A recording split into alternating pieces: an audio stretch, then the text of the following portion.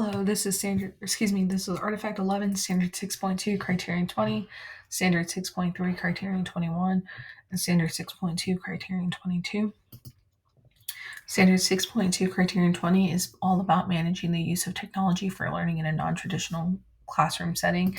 So for this one, we were doing a writing assignment, and I didn't want the kiddos just to draw a picture and write about it. I wanted to in kind of to dive into something different. So we decided to utilize the platform Scratch.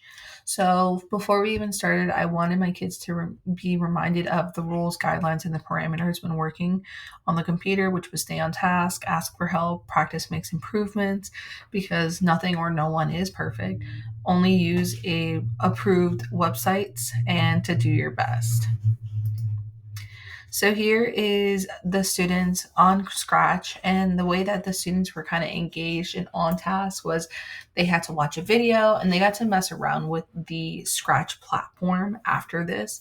And so they were kind of understanding a little bit on their own before I actually introduced it for them.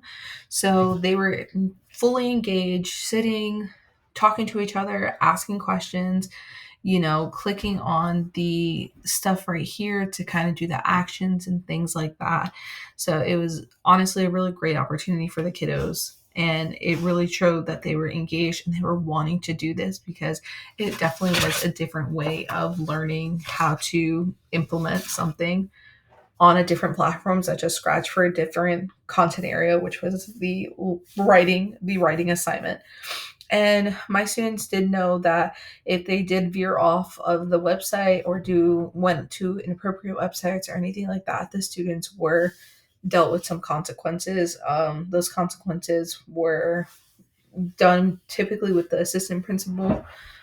First, I would deal with it, and if they did it more than once, then the assistant principal went ahead and took care of it. Thank you.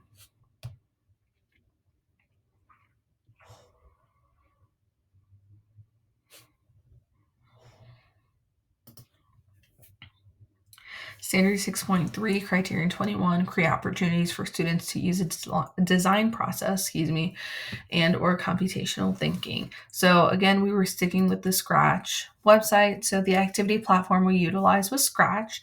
And this is just a picture of my kids on the floor because they chose to really like to do things on the floor. But this is them working on the assignment. And here's one of my students actually presenting the assignment. So before obviously they completed this assignment, I needed to make sure I designed the assignment to where it really was worth it. So the design process that I used was the creative learning spiral. So it started with imagining, then they had to create, they got to play with it, they got to share it, and then they got to reflect on it. So the implementation of the creative learning spiral was imagine. So I had the students take a moment to imagine what their digital story wanted to look like and the storyline they wanted. So they did start on paper pencil to brainstorm and did a simple draft. When it came to creating, the students were advised to get their computers and start creating their projects. This did take some time for them to understand what it was, but it was their time to create. So I showed them how to do it, but then after I really truly showed them how to do it, then they were really able to create it. They got to play around with it, mainly just to kind of play and ask questions if needed. They got to share with their classmates, depending on their comfortability level. If they wanted to share in person or in front of people, or if they just wanted to share with me, it was completely up to them. And they did get to reflect. And I actually did this a little different from the original plan, where it said reflect by writing it out or using their computers to record their reflections. This also was done by them reflecting to me how they appreciated, how much they liked or disliked the assignment. Thank you.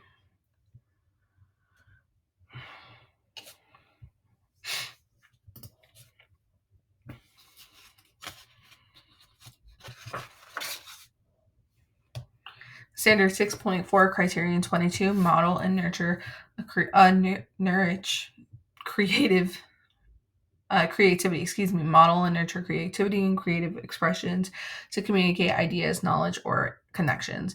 So they got to do deal with the Scratch platform. They got to watch a video of how to do it, and they actually got to play with it before I actually demonstrated how Scratch worked. So this is what I did is I kind of showed them with the two different sprites of how to use the buttons, how to move it, how to put the timings and stuff like that. So I demonstrated for them in my own way, for my learners to be creative with the tool.